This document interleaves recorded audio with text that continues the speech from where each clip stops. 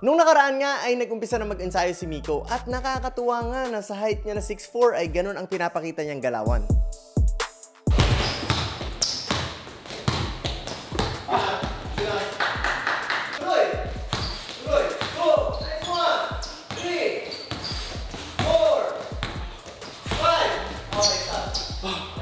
At ngayong araw na to ay susubukan natin siya sa one-on-one. Bakit? Dahil syempre sa one-on-one dito mas lalabas ang galaw ng isang player. Syempre wala ka naman dito kakampi, hindi ka naman papasa dito at makikita dito yung footwork mo, yung ball handling mo, kung paano ka ba talaga gumalaw at yun ang gusto ko makita kay Miko. Hook na hook eh. Meron talagang control, napakaganda ng control lalo na para sa height na 6'4. Dito ay nagulat ako sa shooting at handles ni Miko. Isang bagay na hindi ko naman nakita sa kanya nung nakalaban namin siya ng 5-on-5.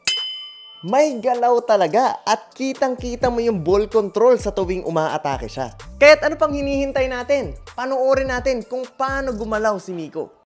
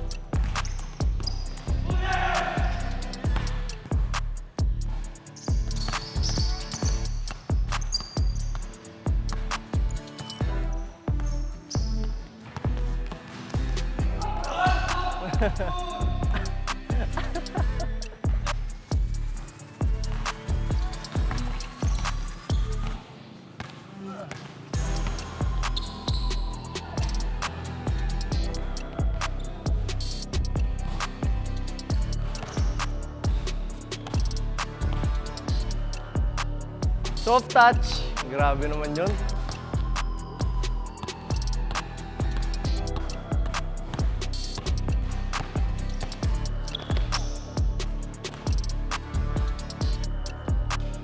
Soft touch.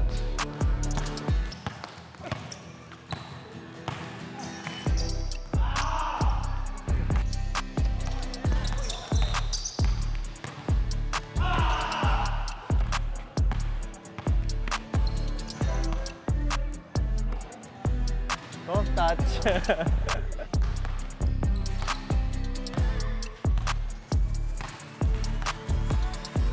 Kyrie. Go Kyrie.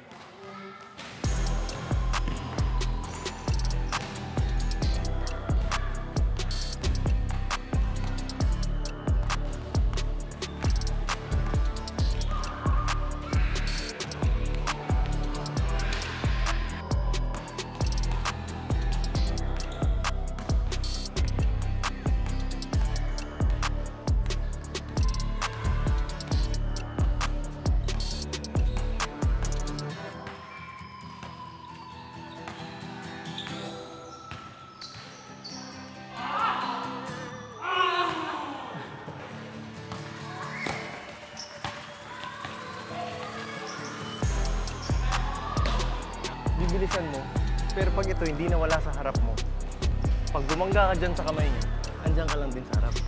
Pag matake ka, ito. Oh, Miko!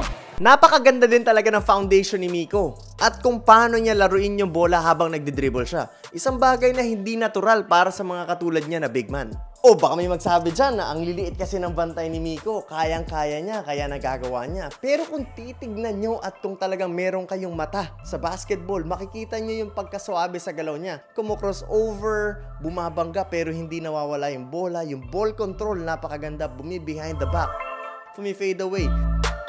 Tumitira sa 3 points na parang sobrang easy lang sa kanya. Meron na talaga siyang skills na masarap i-develop.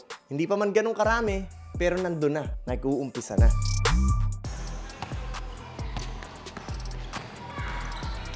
So, Miko?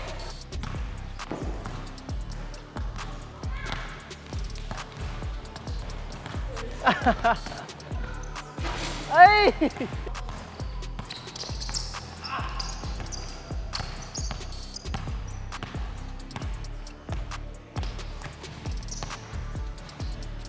Soft touch.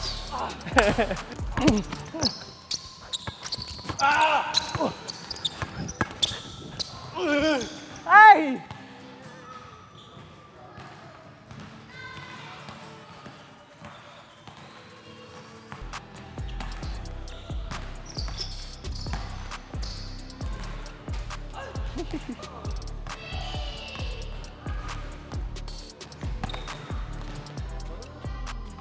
Bah.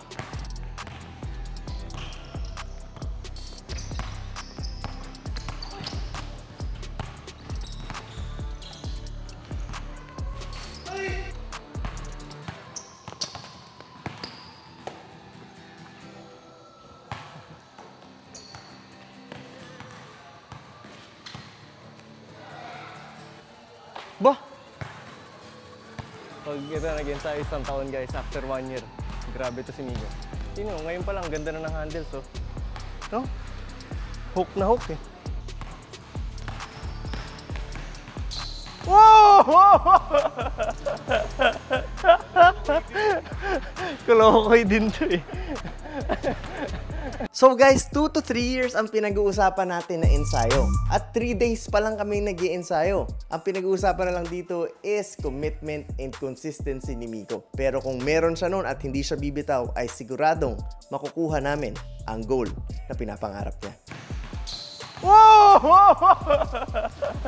So hanggang dito na lang guys, and sana nakakasabay ka sa ensayo namin. Magkita-kita tayo sa mga susunod na videos.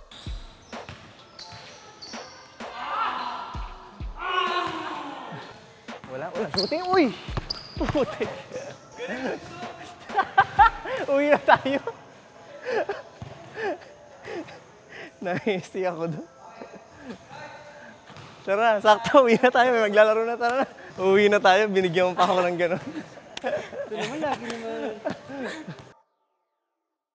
Sabi na nga ba, mukhang nandito si Coach Yun. Mukha lang. Long hair ka din? Siyempre. Ba't ka long hair? Wala eh. Walang oras ng pag- Thank you po. Thank you. Salamat Ingat po. ka. Okay nga.